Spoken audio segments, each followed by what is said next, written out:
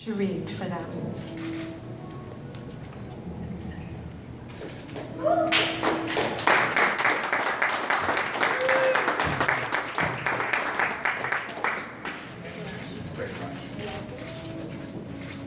I have warned them that I wrote this proclamation myself, so if it's terrible, do what you will. Just know, the mayor doesn't write every proclamation herself.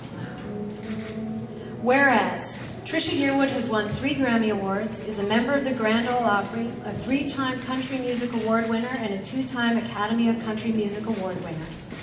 And whereas Trisha Yearwood performed at the 1996 Olympic Summer Games in Atlanta, at the White House during President Bill Clinton's inauguration, and the national anthem at both the 2007 World Series and the 2008 Daytona 500.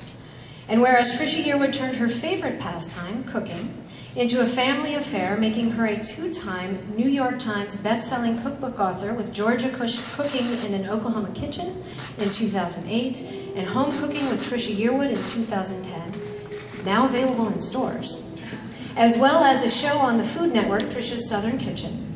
And whereas Trisha Yearwood recently announced her first new album in 7 years, Prize Fighter, in stores on November 17th. And whereas Trisha Yearwood has such a gorgeous, gorgeous voice, and whereas, no really, listen to her sing, Miss Yearwood's voice is a national treasure.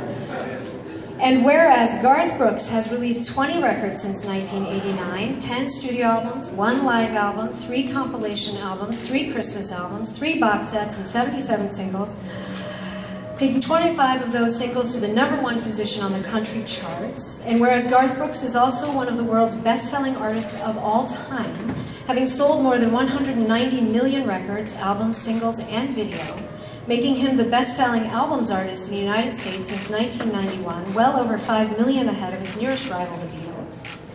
And whereas Garth Brooks had the courage and the foresight to sing the line, "When we're free to love anyone we choose," in a country music song in 1992. And whereas Garth Brooks played to the largest ever crowd in Central Park on August 7th, 1997, with the future mayor of Minneapolis in attendance for both the concert and its dress rehearsal, where she witnessed Mr. Brooks' kindness and hard work. I told you I was a fan. And whereas Garth Brooks retired from recording and performing until his youngest child graduated high school, prompting people to set countdown timers until his next tour. And whereas Trisha Yearwood and Garth Brooks have performed the miracle of recording songs, including Walk Away Joe and Calling Baton Rouge, that stay in a person's head for weeks, but we don't mind.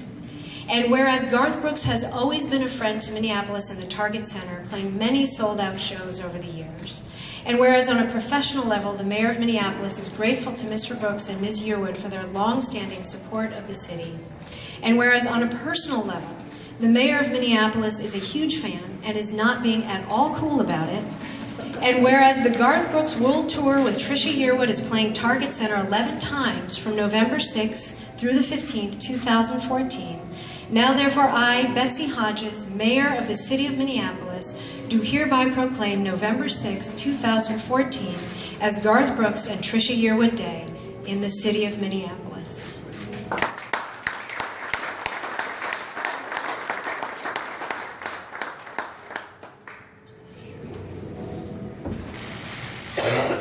You've set the bar, Mayor Hodges. FYI on the whole proclamation thing, I'm just going to say. That was awesome. Oh, we'll tell the other